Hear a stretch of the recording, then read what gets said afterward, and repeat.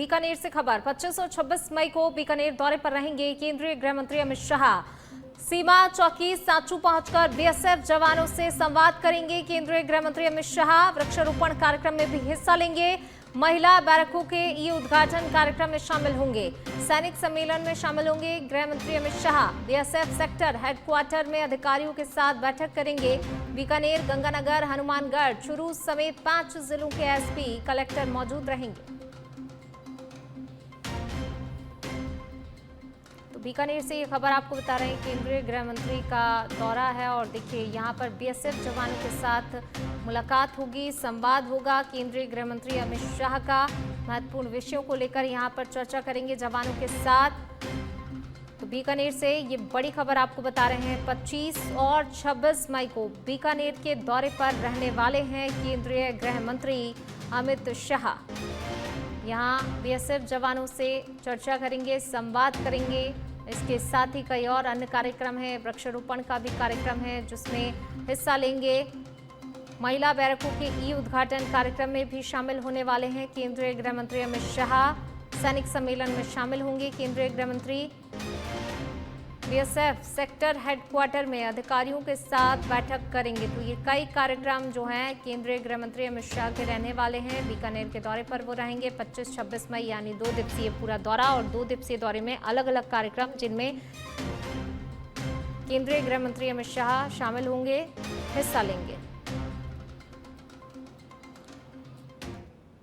जयपुर में रविवार को उप मुख्यमंत्री दिया कुमारी की अध्यक्षता में आरएसआरडीसी की 131वीं बोर्ड बैठक आयोजित हुई, जिसमें कि सड़क और एक्सप्रेसवे परियोजना से जुड़े कई अहम फैसले लिए गए। बैठक में कोटपुतली, किशनगढ़ और ब्यावर भरतपुर एक्सप्रेसवे परियोजना के लिए भूमि अधिग्रहण हेतु 4,938 करोड़ रुपए के ऋण प्रस्ताव को मंजूरी दी गई। इसके अलावा नसीराबाद, सरवाड़, केकड़ी, देवली सड़क के अपग्रेडेशन और केकड़ी बाईपास निर्माण के लिए 460 करोड़ रुपए स्वीकृत किए गए। गोटन, बिलाड़ा, पुंडल सड़क मरम्मत की राशि भी बढ़ाई गई। बैठक में 35 प्रस्तावों को मंजूरी मिली। उप मुख्यमंत्री ने परियोजनाओं में आम जन की सुविधा को प्राथमिकता देने के निर्देश दिए।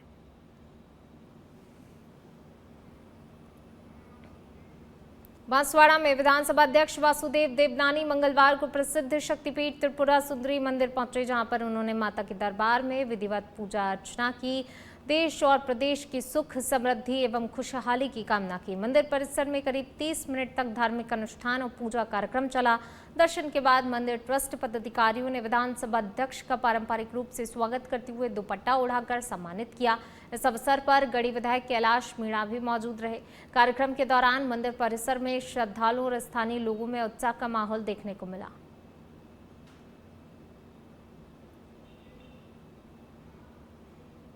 करौली जिले के नादौती क्षेत्र के ग्राम केमला में वन राज्य मंत्री संजय शर्मा ने आईएएस अधिकारी कमल राम मीणा के निवास पहुंचकर उनके पिता मूल्याराम मीणा के निधन पर शोक व्यक्त किया। मंत्री संजय शर्मा ने परिजनों से मुलाकात कर संवेदनाएं प्रकट की और दुख की घड़ी में ढांढस बंधाया। उल्लेखनीय है, ब्यावर कलेक्टर के पद पर कार्यरत आईएएस कमलराम मीणा के पिता मूल्याराम मीणा का 14 मई को आकस्मिक निधन हो गया था। इस दौरान क्षेत्र के कई जनप्रतिनिधि और ग्रामीण मौजूद रहे और दिवंगत आत्मा की शांति के लिए प्रार्थना की।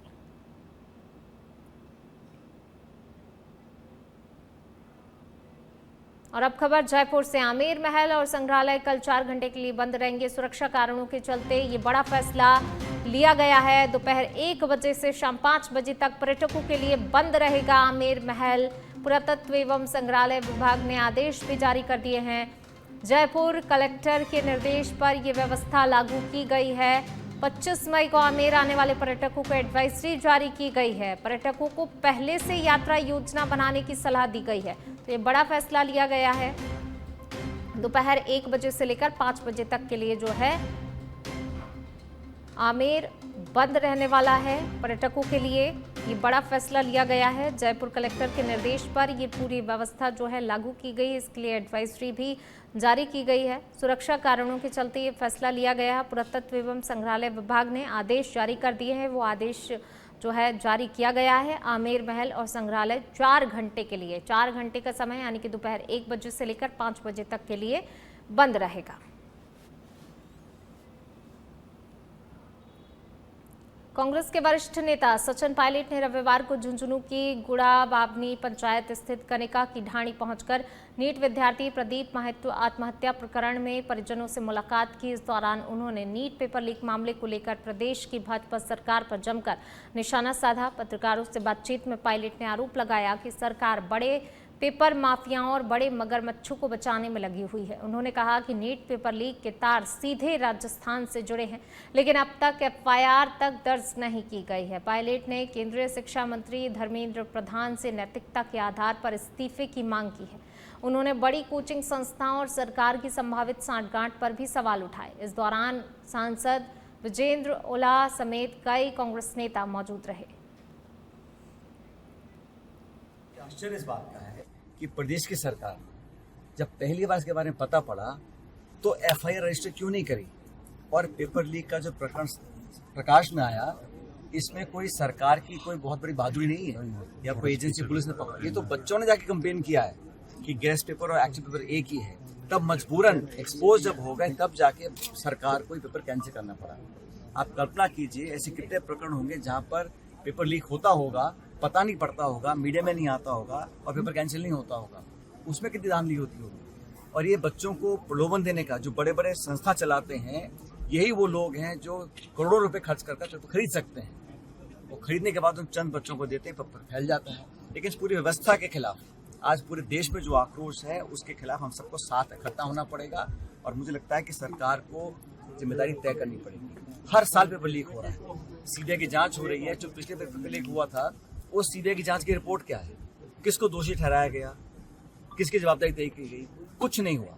आज भी मैं पेपर लीक को एक ऐसा जुल्म मानता हूँ, ऐसा एक क्राइम है जिसकी जितनी सजा दी जाए।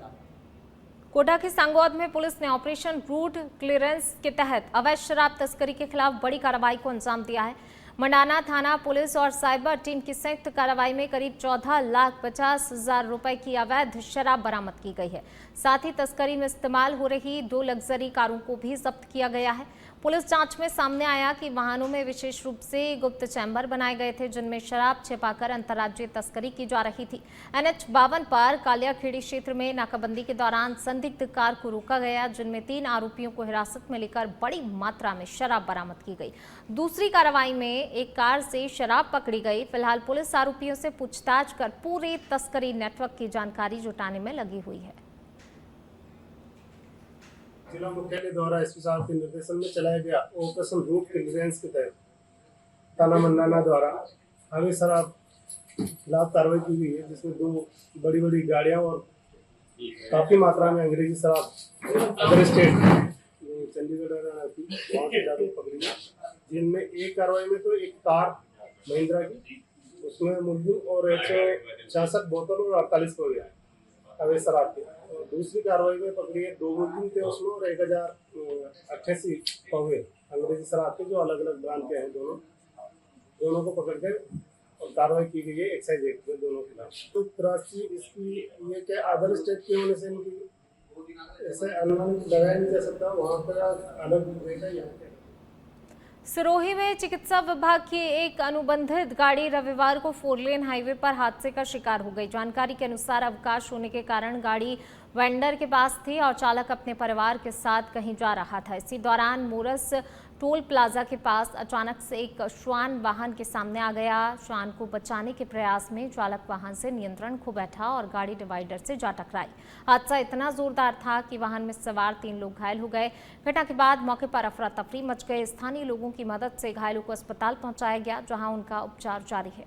बांसवाड़ा जिले के खमेरा थाना क्षेत्र के नरवाली आमली फला गांव में रविवार को पानी भरते समय बड़ा हादसा हो गया। जानकारी के अनुसार छात्रा लक्षिता पिता आत्माराम कुएं से पानी निकाल रही थी, तभी अचानक से उसका संतुलन बिगड़ गया और वह गहरे कुएं में जा गिरी। हादसे के बाद गांव में अफरा तफरी मच गई। परिजनों ग्रामीणों ने तुरंत ही बचाव कर छात्रा को बाहर निकाला और नरवाली अस्पताल पहुंचाया, जहां पर प्राथमिक उपचार के बाद उसकी गंभीर हालत को देखते हुए जिला अस्पताल बांसवाड़ा रेफर कर दिया गया। फिलहाल छात्रा का इलाज जारी है और उसकी हालत नाजुक बनी हुई है।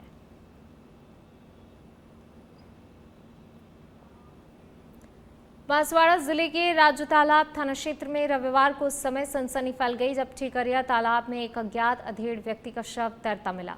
तालाब के पास मौजूद लोगों ने शव देखकर तुरंत ही पुलिस को सूचना दी, जिसके बाद राज तालाब थाना पुलिस मौके पर पहुंची। स्थानीय लोगों की मदद से शव को तालाब से बाहर निकाला गया।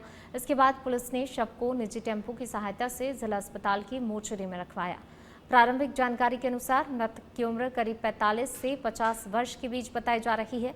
हालांकि उसकी पहचान अभी तक नहीं हो सकी है। पुलिस आसपास के क्षेत्रों में शिनाख्त के प्रयास कर रही है और मामले की जांच में जुटी है। अधिकारियों का कहना है कि मौत के कारणों का खुलासा पोस्टमार्टम रिपोर्ट आने के बाद ही हो सकेगा।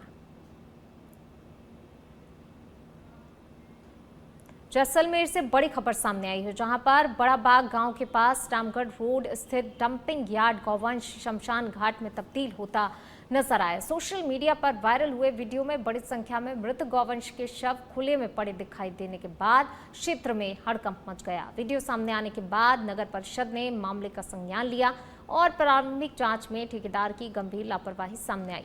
बताया जा रहा है कि वित्तीय वर्ष 2025-26 के लिए मृत पशु निस्तारण का ठेका बाड़मेर निवासी गोपाराम को दिया गया था, लेकिन निर्धारित गड्ढे और व्यवस्था के बावजूद शव खुले में फेंके जा रहे थे। नगर परिषद आयुक्त लजपाल सिंह सोढ़ा ने ठेकेदार को कारण बर्ताव नोटिस जारी करते हुए सख्त कार्रवाई की चेतावनी दी है। साथ ही कहा गया कि दोबारा लापरवाही मिलने पर ठेका निरस्त कर धरोहर राशि जब्त की जाएगी।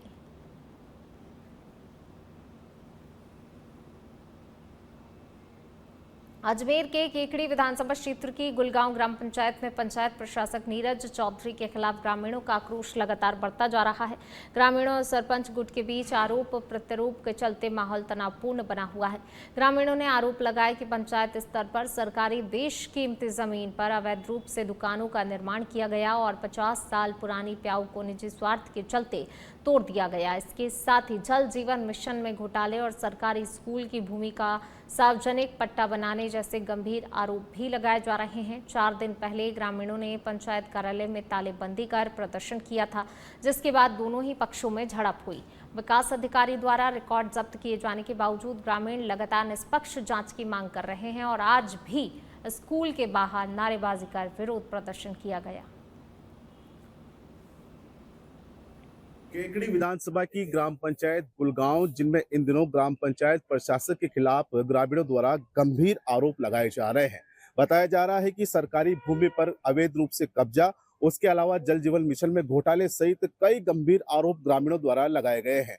गौरतलब है कि कुछ दिन पूर्व ग्रामीणों द्वारा आईटी सेंटर पर विरोध प्रदर्शन किया गया। उसके बाद लगातार ये विरोध बढ़ता जा रहा है और ग्रामीण और प्रशासक गुट के बीच लगातार तनातनी बढ़ रही है और एक दूसरे पर आरोप प्रत्यारोप का दौर चल रहा है। आज हम ग्राउंड रिपोर्ट पर गुलगांव ग्राम पंचायत में पहुंचे हैं, जहां पर ग्रामीणों से हम जानेंगे क्या है इस ग्राम पंचायत की हकीकत, क्या गुलगांव ग्राम पंचायत के प्रशासक के ऊपर लगाए गए गंभीर आरोप सही है या गलत। इस बारे में हम राय पूछेंगे ग्रामीणों से। जी बताइए, जो लगातार जो ग्राम पंचायत सरपंच के खिलाफ आरोप लगाए जा रहे, कहाँ हद तक सही है? देखो, ये जो दिख रहा है आपको, यहाँ पानी की प्याऊ बनी हुई थी 50 साल से, उस पर एक टंकी लगी हुई थी, 5 नल लगे हुए थे, जहाँ पर पूरे इलाके के लोग, गांव के लोग पानी भरते थे, पीते थे। उसको सरपंच ने रातों रात अपनी अवैध बिल्डिंग के सामने होने की वजह से उसको प्याऊ को गिरा दिया गया। सुबह गांव वालों को पता पड़ा कि हमारी पीने के पानी की प्याऊ को गिरा दिया, तो भारी आक्रोश हो गया और इसलिए लोग इकट्ठे हो गए। दूसरी मांग हमारी, ये जो यहाँ पर पानी की एक पुराने टांका और उसकी जगह 7 मोटर लगी हुई, मोटर का घर था पानी सप्लाई के लिए आसपास के गांवों में भी, उसको गिरा के ये अवैध बिना पट्टे के अवैध बिल्डिंग खड़ी कर ली। दूसरी बात, जो स्कूल है यहाँ पास में ही हमारी, उसका पट्टा मांगा गया हमसे, गांव वालों को स्कूल को पट्टा नहीं दिया और ये कहा भाई सार्वजनिक पट्टा देंगे। सार्वजनिक पट्टा देने से वहां पर शौचालय बनाएगा कोई भी, तो कौन मना करेगा? गांव वालों की मांग है स्कूल की जगह स्कूल बने, इसलिए गांव में भारी आक्रोश है। हालांकि ग्रामीणों द्वारा जो विरोध प्रदर्शन किया गया है, उसके बाद ग्राम पंचायत प्रशासक का रिपोर्ट तो जब्त कर लिया गया है, लेकिन ये विरोध अभी भी रुकने का नाम नहीं रहे हैं। और भी ग्रामीण हैं जिनसे बात करेंगे। जल जीवन मिशन में जो गांव से पैसे इकट्ठे किए 3100 रुपए पर परिवार से, तो वो जल जीवन मिशन के अकाउंट में जमा नहीं करा के सरपंच ने अपने पास रख दिए। अभी तक कुछ भी ग्रामीण मांग कर रहे हैं भाई भ्रष्टाचार की जांच हो और ये अवैध अतिक्रमण ये हटाया जाए। जिस तरह का आपने सुना कि ग्रामीणों द्वारा लगातार ये मांग की जा रही है कि ग्राम पंचायत के जो प्रशासक है उसके खिलाफ भ्रष्टाचार की जांच हो और कड़ी से कड़ी कार्रवाई हो। सच बेधड़क के लिए केकड़ी से कैमरामैन शाहिद के साथ मैं सिकंदर अली। बीकानेर जिले के श्री डूंगरगढ़ क्षेत्र के रीडी गांव में पेयजल समस्या का समाधान नहीं होने पर ग्रामीणों का आक्रोश एक बार फिर सामने आया है। आज बड़ी संख्या में ग्रामीण और युवा पानी की टंकी के पास पहुंच गए, जहां कुछ युवाओं ने टंकी पर चढ़कर विरोध प्रदर्शन किया, जबकि बुजुर्गों ने नीचे धरना दिया। ग्रामीणों का आरोप है प्रशासन द्वारा पहले किए गए आश्वासन के बावजूद पेयजल समस्या का समाधान नहीं किया गया। लगातार बढ़ती परेशानी को लेकर लोगों में गहरा आक्रोश है। मौके पर ग्रामीणों ने जल्द ही स्थायी समाधान की मांग की है और चेतावनी दी है कि समस्या हल नहीं होने पर आंदोलन और तेज किया जाएगा।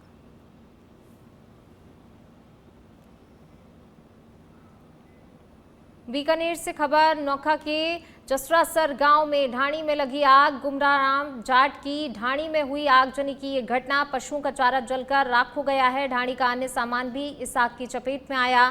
तेज हवा के कारण आग तेजी से फैलती चली गई। ग्रामीणों ने कड़ी मशक्कत कर आग पर काबू पाया है। घटना से क्षेत्र में अफरा तफरी का माहौल बन गया।